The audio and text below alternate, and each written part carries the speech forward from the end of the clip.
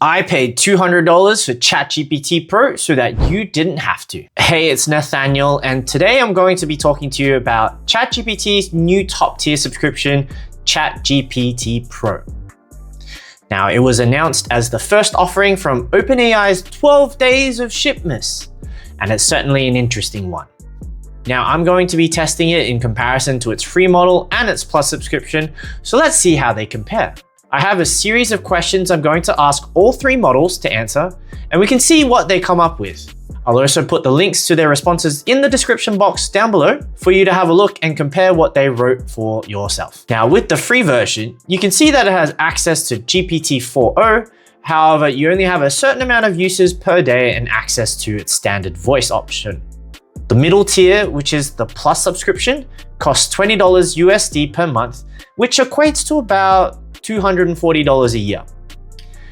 You now have access to the advanced voice mode, which I've read is very good, but also access to O1 and O1 Mini, which are more advanced reasoning models that can generate better responses. And there's also DALL-E 3 for image generation built into ChatGPT.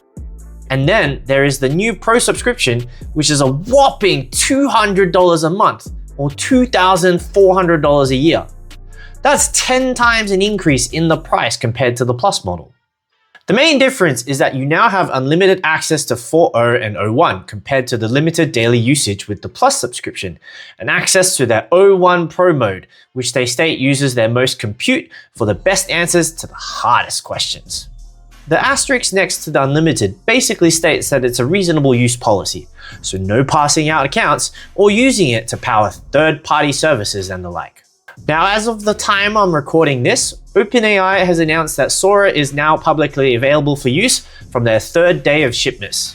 You're able to access it with both the Plus and Pro accounts. With the Plus account, you can generate up to a maximum of 50 videos a month at 480p resolution, or less if they're at 720p resolution. And the videos can be up to 5 seconds in duration. The Pro allows up to 500 videos at 480p resolution, or less if they're at 11080p resolution. Unlimited generation of videos, and up to 20 seconds in length. You can also get to download them without a watermark. I'll do another video on Sora, but for now, let's test how ChatGPT Pro performs. So the first prompt, we're going to start off nice and easy with a brain teaser I found on the internet. It's about 3 sons, and they're all vying for their father's property. What I noticed off the bat is that ChatGPT O1 Pro mode takes a really long time to think about what it's processing. I think it took about 21 seconds to give you a result. But as you can see, the answers are pretty much similar, just different ways about how they answer the response. The second prompt that I have is a physics question that I also found on the internet. It's been a long time since I tried doing anything physics-wise. So I have uploaded this image and let it try and answer it. As you can see, the Pro mode takes the longest to give you a result. Somehow the free one gives you a very fast and quick response. And O1 seems to give the smallest or the shortest answer here. Now, I'm not a physics person or anything, so if you want, you can have a look at its answers that it printed out. But I feel like the Pro mode has answered it in a reasonably good way, or in a very in-depth way, more so than for some strange reason the O1 model, and the free model seems to have a pretty good response as well. Next is a math theory that, again, I found on the internet, and it basically states to show me an example of a contour integration with and without the medium theorem, as well as practice problems and solutions with work shown. Now, I feel like all three models have also done a pretty decent job at providing the theory and a practice question and the answers as well. I haven't been to school in a long time, and I didn't major in mathematics, so I don't actually know if these are good answers or good responses, but if you want to check them out yourselves, I've got the links in the description below. Looking through each one, it feels like the Pro has a different answer, but I can't tell. But what's nice is when you have a look at the bottom, they all give different practice problems or additional practice questions. And then at least with the O1 and Pro modes, they do give you a summary as well. So it feels like the way that the Pro mode goes, it does present it in a much nicer way, or at least in a easier to digest way. Now, the next prompt is a Python coding prompt that I found some question assignment, and I threw it into all three models and it gave me an answer in code for Python. I'm not an engineer. I probably don't know too much about it. So this is a very basic question. It's a very basic assignment, but from the looks of it, they've all managed to spit it out in a pretty good and decent way. It looks like the free version wrote it a little bit longer, but otherwise, for the most part, it looks like everything works out. Now, I threw all of the codes into Google Colab to see if I could run it. And when I ran it through the Colab, everything seemed to run perfectly well.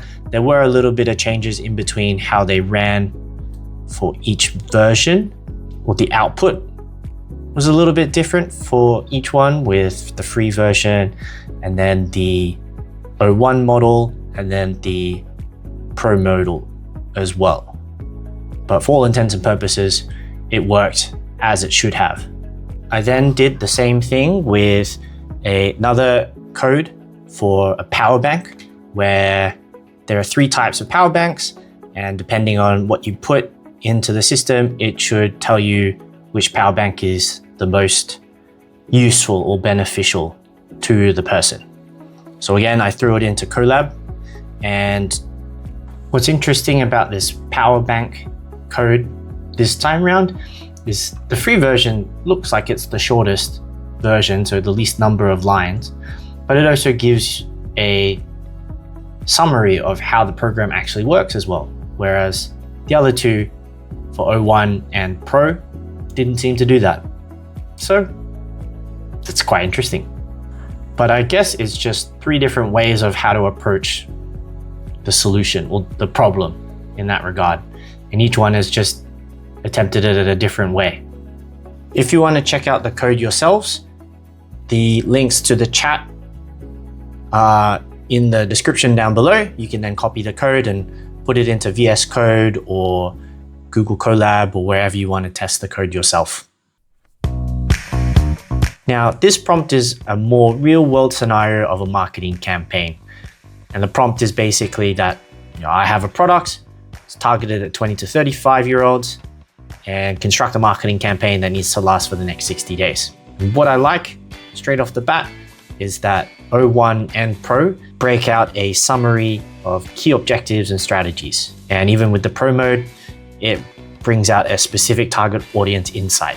While the free one does a pretty good job of just breaking it out and jumping straight into it, there is a nice feeling that the O1 mode and the Pro mode break it down section by section. This is probably where you're starting to see the Pro mode be a little bit more granular in how it's approaching its thinking or its reasoning. So you can even see here that with the Pro mode, there is a 60-day timeline overview, which breaks it down into phase 1, phase 2, and phase 3. And then you can see that the phase 1, phase 2, and phase 3 are broken down by those specific timeframes, and how it is also broken down even more within those phases about how you would go about reaching out. They all hit similar beats with social media marketing, influencers, paid and search ads, email marketing as well.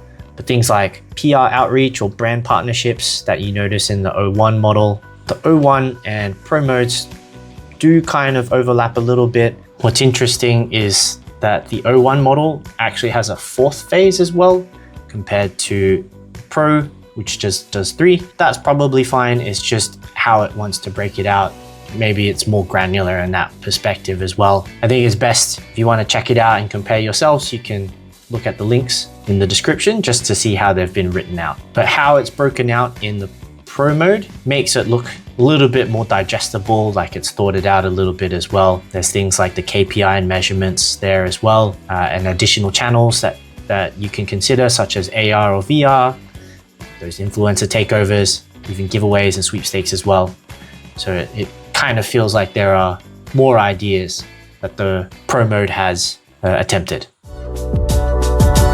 Now, this next prompt is for the creatives out there. So what I wanted to do was try and see if I could rewrite Harry Potter again. And so the prompt basically states to write a book about a boy who survives an attempt on his life. When he was a baby, his parents are killed, bad guy turns into a ghost. He then finds out that he can do magic, and then the book is basically based on his first year in school. Now, all three have done a decent job at creating a summary of the book. But what I've noticed looking at all three different models is the free model gives very, very basic outlines, but it's where the O1 and the Pro modes that start to become more creative. They're able to flesh out more details. And the funny thing is that the Pro mode actually picks up that I'm trying to write a narrative that is very similar to Harry Potter. And as you read through the actual story plot line it creates, a lot of it sounds very similar to Harry Potter in of itself. But I do like that at the top, it does break out a section on main character, the antagonist, the settings, and the conflict as well. What I actually really like is the O1's model that breaks out a summary and then creates a chapter narrative or an excerpt. So it gives you a little bit more of a deeper dive into the actual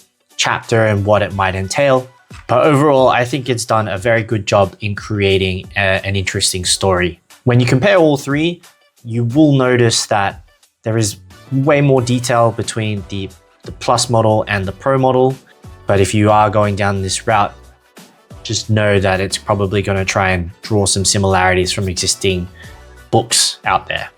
What I think is quite interesting is about halfway through both the Plus and the Pro modes, it does deviate quite a lot differently from what the first Harry Potter book.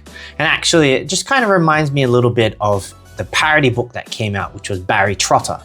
So if you don't know, Barry Trotter is obviously a parody of Harry Potter, and it was actually a published book as well. So you can find it if you want to read what someone else has made a joke of Harry Potter. This is probably very similar to that as well. Now, this prompt is for the Dungeons and Dragons fans out there. Obviously, I've thrown something in to see how it can create a campaign for people. I'm not a Dungeons and Dragons player, so I didn't know how much to throw in, so I just made a basic one about a character whose power is based on rolling a dice, and obviously his journey on how to find a more powerful dice. I think this is where you really see the differences between the free, the Plus, and the Pro subscriptions. There's just more creativity and more information in the O1 and the Pro models right there compared to the free. If you scroll through the free model, you're going to see that it has some very basic outlines on things like the plot points and locations and your character abilities and things like that. But when you look into something like the Plus subscription and then the Pro one as well, they give you things like a campaign overview.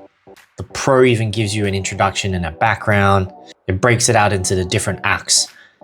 And even the Pro one has 6 different acts. So there's a lot of stuff that you can do from a campaign perspective.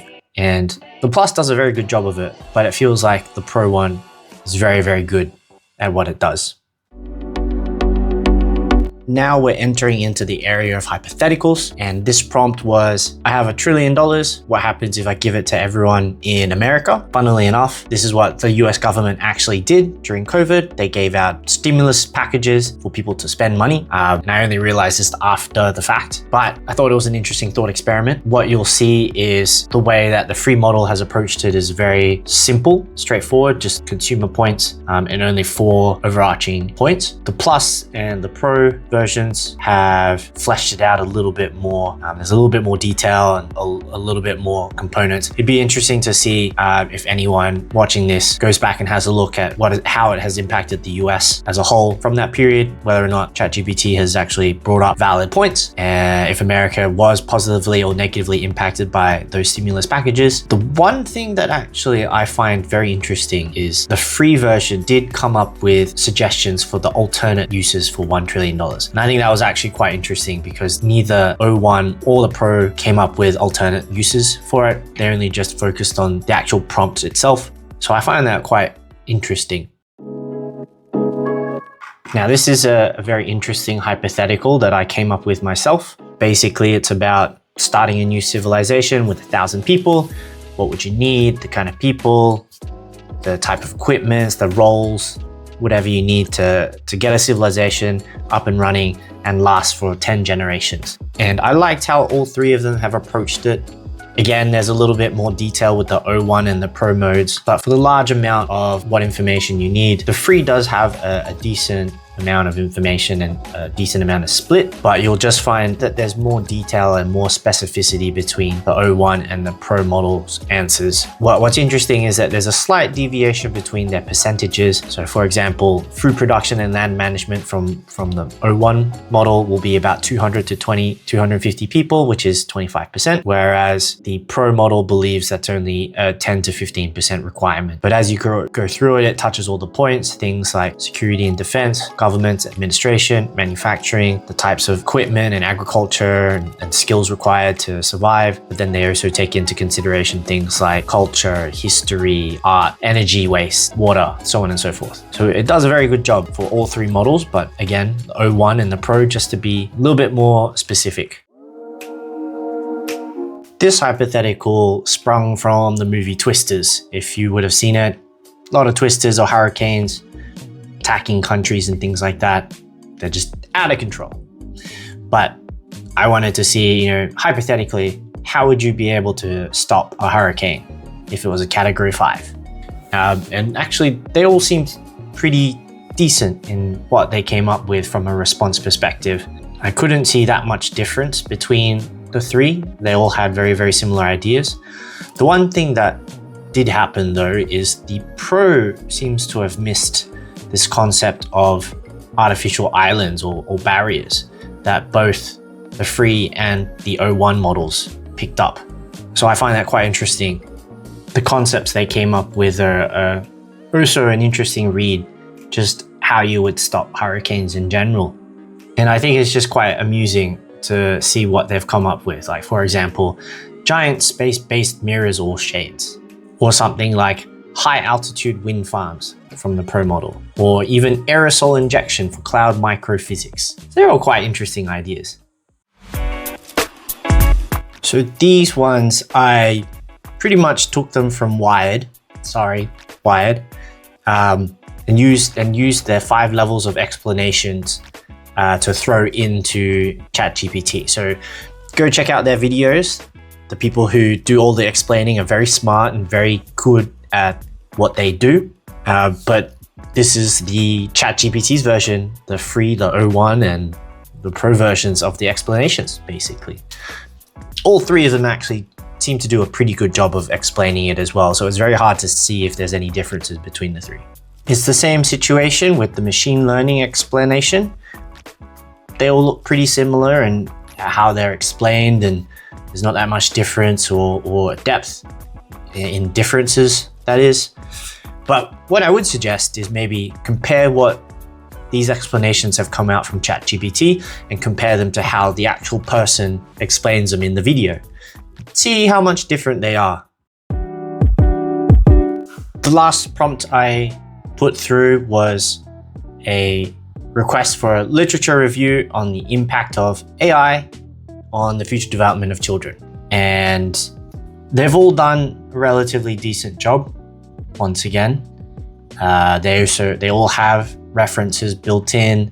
It sounds like it flows relatively well, and it does break down different sections: cultural, ethical, identity, mental health and well-being, privacy, security, cognitive development. So it hits the right notes. The one thing that I find you have to be very cautious with is just how it references everything.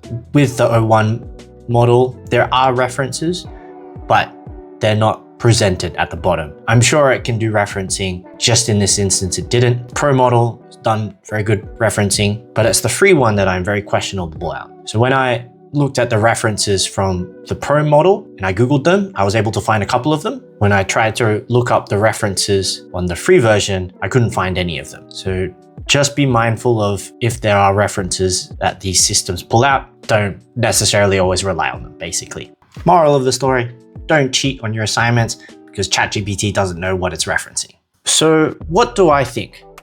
Well, admittedly, I'm not much of a coding or research person, so I'm kind of uncertain how well I would benefit from having the Pro subscription. But if you're a software engineer or a coder, I believe you would greatly benefit from it. So after going through a number of different prompts from different scenarios, is the $200 a month Pro subscription worth it?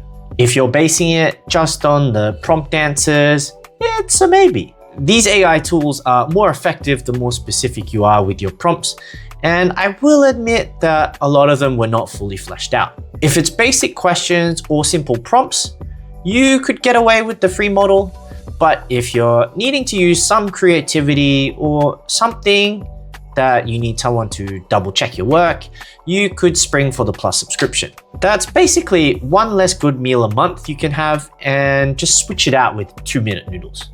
I, for one, have been paying for the Plus subscription and I use it every day, so I actually find it very good for its creativity. There's really only 3 reasons you should spring for the Pro subscription. If you're an engineer who does a lot of coding, this will most likely be a benefit for you to help tighten up your coding or have a second set of eyes to check your work. Or maybe anyone who deals with a lot of text-based information like a researcher, or if you do a lot of writing, it will probably help speed up a lot of things on how you do your work. Or if you wanted to access the latest versions of whatever OpenAI creates, such as Sora, which looks pretty impressive for what it does and could be worth paying for that subscription. So what do you guys think? Is it worth forking out the money? Can you live with the free version? Let me know your thoughts in the comments down below. If there's anything you might want me to try and ask the Pro model as well, leave a comment down below and I'll check it out for you. Thanks again for staying until the end. If you liked what you saw, please give the video a thumbs up and remember to subscribe and hit that notification bell so you stay tuned for when the next video will drop. Until next time.